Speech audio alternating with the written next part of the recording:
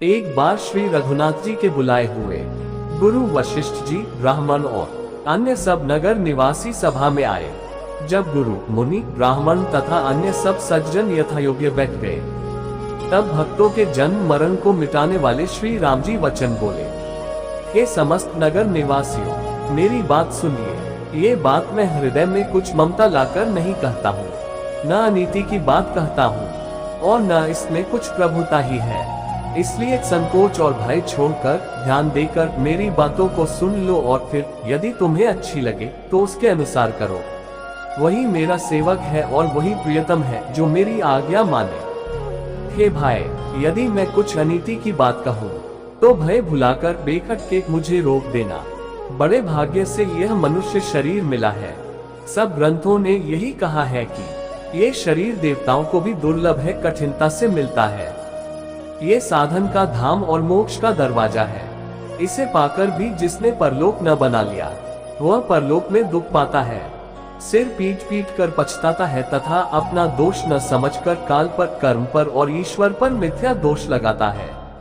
हे भाई, इस शरीर के प्राप्त होने का फल विषय भोग नहीं है। इस जगत के भोगों की तो बात ही क्या, स्वर्ग का भोग भी बहुत थोड़ा है और अंत में दुख देने वाला है। अतः जो लोग मनुष्य शरीर पाकर विषयों में मन लगा देते हैं, वे मूर्ख अमृत को बदलकर विष ले लेते हैं। 1. जो पारसमणि को खोकर बदले में घुंघची ले लेता है, उसको कभी कोई भला बुद्धिमान नहीं कहता। यह अविनाशी जीव अंश, स्वेदज, जरायुज और उद्भिजर 4 खानों और 84 लाख योनियों में चक्कर लगाता रहता है। माया की प्रेरणा से काल, कर्म, स्वभाव और गुण से घिरा हुआ, इनके वश में हुआ, ये सदा भटकता रहता है। बिना ही कारण स्नेह करने वाले ईश्वर कभी विरले ही दया करके इसे मनुष्य का शरीर देते हैं। यह मनुष्य का शरीर भवसागर से तारने के लिए बेड़ा जहाज है। मेरी कृपा ही अनुकूल वायु है। सद्गुरु इस मजबूत जहाज के कर्णधार है। इस प्रकार दुर्लभ, कठिनता से मिलने वाले साधन सुलभ होकर भगवत कृपा से सहज ही उसे प्राप्त हो गए हैं। जो मनुष्य ऐसे साधन पाकर भी भवसागर से न तरे, वह कृतघ्न और मंद बुद्धि है और आत्महत्या करने वाले की गति को प्राप्त होता है। यदि परलोक में और यहाँ दोनों जगह सुख चाहते हो तो मेरे वचन सुनकर उन्हें हृदय में दृढ़ता से पकड़ रखो। हे भाई, यह मेरी भक्ति का मार्ग सुलभ और सुखदायक है। पुराणों और वेदों ने इसे गाया है। ज्ञान दुर्गम है और उसकी प्राप्ति में अनेकों विघ्न हैं। उसका साधन कठिन है और उसमें मन के लिए कोई आधार नहीं है। बहुत कष्ट करने पर कोई उससे पा भी लेता है तो वह भी भक्ति रहित होने से मुझको प्रिय नहीं होता। भक्ति स्वतंत्र है और सब सुखों की खान है, परंतु सत्संग, संतों के संग के बिना प्राणी इसे नहीं पा सकते और पुण्य समूह के बिना संत नहीं मिलते।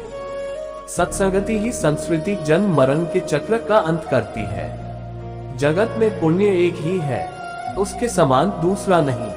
वह है मन, कर्म और वचन से ब्राह्मणों के चरणों की पूजा करना। जो कपट का त्याग करके ब्राह्मणों की सेवा करता है, उस पर मुनि और देवता प्रसन्न रहते हैं। और भी एक गुप्त मत है, मैं उसे सबसे हाथ जोड़कर कहता हूँ कि शंकर जी के भजन बिना मनुष्य मेरी भक्ति नहीं पाता। कहो तो भक्ति मार्ग में कौन सा परिश्रम है? इसमें न योग की आवश्यकता है, न यज्ञ, जप, तप और उपवास की। यहाँ इतना ही आवश्यक है कि सरल स्वभाव हो, मन में कुटिलता न हो और जो कुछ मिले उसी में सदा संतोष रखे। मेरा दास कहलाकर यदि कोई मनुष्यों की आशा करता है तो तुम ही कहो उसका क्या विश्वास है। अर्थात उसकी मुझ पर आस्था बहुत ही निर्बल है। बहुत बात बढ़ाकर क्या हूँ? हे भाइयों, मैं तो इसी आचरण के वश में हूँ। न किसी से वैर करे, न लड़ाई झगड़ा करे, न आशा रखे, न भय ही करे।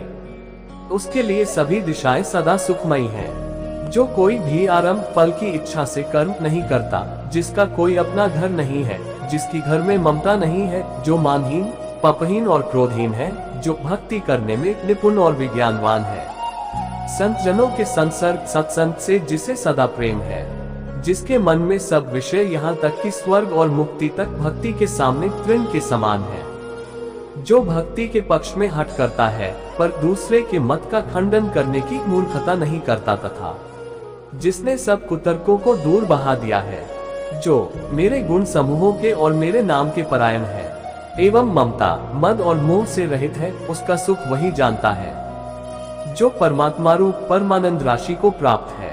श्री रामचंद्र जी के अमृत के समान वचन सुनकर सबने कृपाधाम के चरण पकड़ लिए और कहा, हे कृपा निधान, आप हमारे माता पिता गुरु भाई सब कुछ हैं और प्राणों से भी अधिक प्रिय हैं। और हे शरणागत के दुख हरने वाले राम जी, आप ही हमारे शरीर, धन, घर द्वार और सभी प्रकार से हित करने वाले हैं।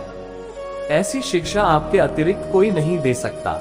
माता पिता हितैषी हैं और शिक्षा भी देते हैं, परंतु वे भी स्वार्थपरायण हैं, इसलिए ऐसी परम हितकारी शिक्षा नहीं देते।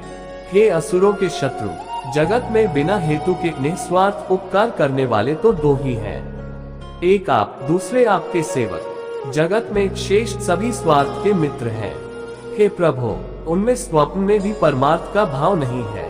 सबके प्रेम रस में सने हुए वचन सुनकर श्री रघुनाथ जी हृदय में हर्षित हुए।